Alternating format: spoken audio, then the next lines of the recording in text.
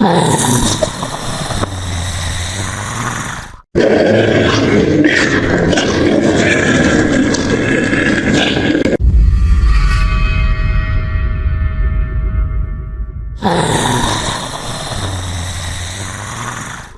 back to Kalish Amal Channel. Bagi mereka yang sukakan kisah seram dan mistik, pada kali ini Kalish akan menceritakan satu kisah yang telah diceritakan oleh Makcik Shikin yang pernah terserempak dengan sosok wanita bertanduk apabila tersesat masuk ke dalam hutan ketika mengutip sayur paku dan sayur midin. Kisahnya berlaku di Kuching, Sarawak, dan Makcik Shikin, bukan nama sebenar, merupakan seorang suri rumah tangga sempurna masa, dan aktiviti mengutip sayur paku dan midin yang tumbuh meliar di semak samun di belakang kebun berdekatan dengan rumahnya adalah perkara biasa bagi Makcik Shikin. Walaupun begitu, sayur-sayur yang dikutipnya bukanlah untuk dijual, cukup untuk dimasak untuk hidangan tengah hari atau malam Makcik Shikin bersama keluarganya. Dipendekkan cerita, pada satu hari Makcik Shikin pergi ke belakang rumahnya membawa bakul berbentuk beg di belakangnya sambil memakai topi kebun untuk mengelak cahaya matahari di petang hari. Dalam masa yang sama, Makcik Shikin juga membawa sebotol air mineral sebagai bekal kerana khawatir jika kehausan, ada air untuk diteguk dan diminumnya ketika sedang mengutip sayur. Ketika sedang kusyuk mematahkan pucuk-pucuk paku dan memasukkan ke dalam bakul begnya, tiba-tiba Makcik Shikin terpandang ada satu kawasan di dalam semak yang bahagian sedikit dalam memasuki hutan dari beluka yang dia berada sekarang. Kelihatannya banyak pucuk-pucuk sayur paku dan midin. Maka Makcik Shikin pun semakin bergerak ke dalam mematahkan pucuk-pucuk sayur paku dan akhirnya tanpa disedari Makcik Shikin yang mana mulanya hanya dari beluka yang berdekatan rumahnya, Makcik Shikin kini sudah semakin masuk ke dalam hutan yang tebal. Dan ketika itu, barulah Makcik Shikin perasan hari semakin senja dan dia sedikit lupa arah pulang kerana tiada jejak, dan apabila dia melihat sekelilingnya, hanya pokok-pokok di sekitar dan sedikit kabus asap. Oleh kerana sedikit letih dan berpeluh, maka Makcik Shikin pun berteduh di sebatang pokok untuk berehat. Ketika itu, Makcik Shikin mendengar suara burung-burung yang sedang sahut menyahut, dan perasaan Makcik Shikin semakin kurang enak dan dia mulai cemas.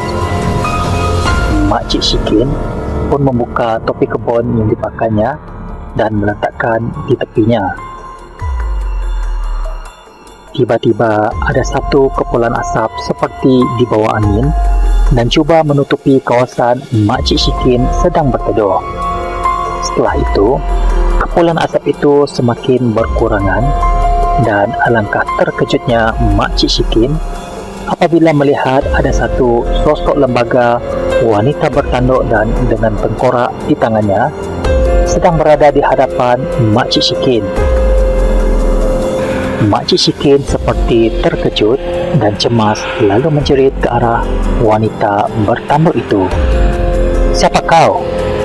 Wanita bertanduk itu tidak menjawab soalan Makcik Shikin, malah wajahnya kelihatan bengis dan memerhati Makcik Shikin dengan pandangan tajam dan wajah yang sangat mengerikan.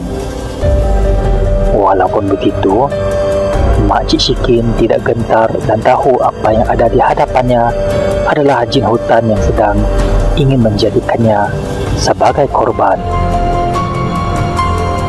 Kelihatan wanita bertanduk itu seperti membaca mantra dan bibirnya terkumat kemih.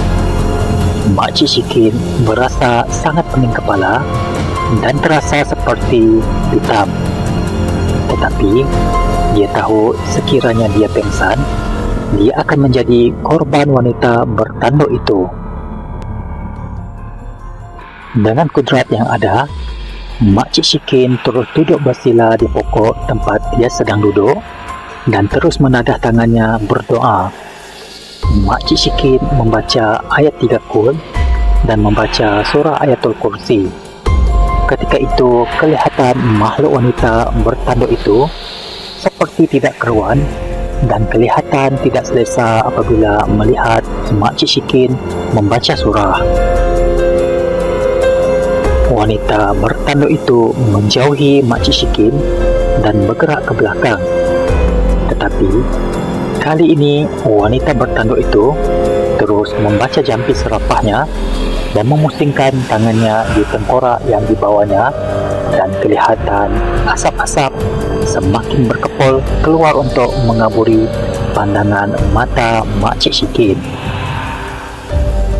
Makcik Shikin tidak cemas dan tahu itu adalah olah makhluk yang berada di hadapannya. Makcik Shikin mengambil air mineral yang dibekalnya dan terus membaca surah Ayatul Kursi dan surah Ad-Duha dan meniup pada botol mineral yang dibacanya. Terusnya, Makcik Shikin menuang air dari botol yang sudah dibaca ayat ke tangannya dan merencis air di sekitar dan di kepulan-kepulan asap itu. Kelihatan makhluk itu menjerit seperti kesakitan dan kepanasan dan terus menjauhi Makcik Shikin. Sebenarnya, Makcik Shikin juga bukan wanita biasa. Makcik Shikin adalah seorang yang rajin ke surau dan sentiasa mendirikan solat.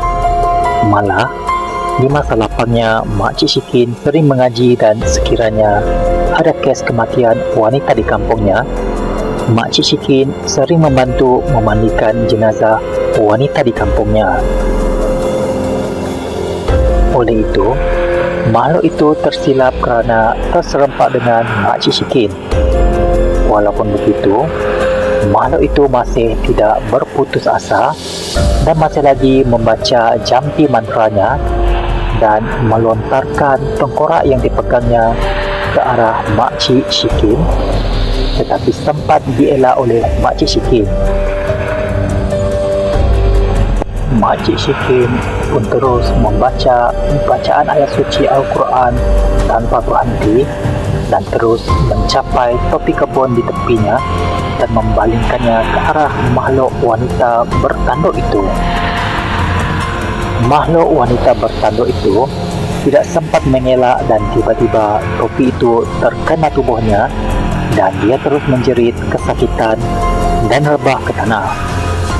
Makhluk wanita bertanduk itu tahu dia dalam keadaan bahaya kerana Makcik Shikin terus membaca ayat suci dan merenjis-renjis air mineral di sekitarnya. Akhirnya makhluk itu tahu Makcik Shikin bukan lawannya dan dia cepat-cepat gaib dari situ. Makcik Shikin mulai lega dan mengutip topi kebun dan beg bakolnya yang berisi sayur-sayur paku dan sayur lilin. Walaupun begitu, Makcik Shikin masih bingung untuk mencari jalan pulang untuk keluar dari situ. Waktu itu, Makcik Shikin terus-menerus membaca surah Ad-Duha dan tiba-tiba kabus asap dan pokok-pokok yang ada di sekitar itu semakin menghilang dan tiba-tiba seperti ada jalan yang kelihatan di hadapannya yang tidak dilindungi pokok.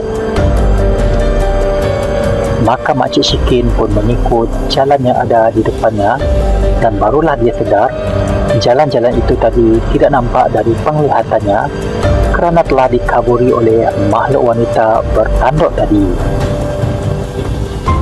Akhirnya Makcik Shikin sudah keluar dari hutan dan sampai ke belukar berdekatan rumahnya dan terus berjalan menuju ke rumahnya.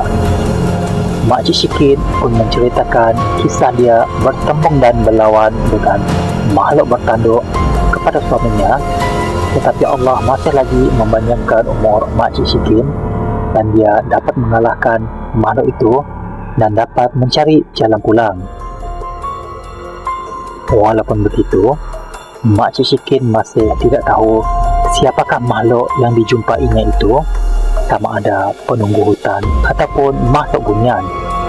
Tetapi, suaminya menyatakan apa yang dijumpainya adalah spesies jin yang mendiami hutan di belakang rumahnya.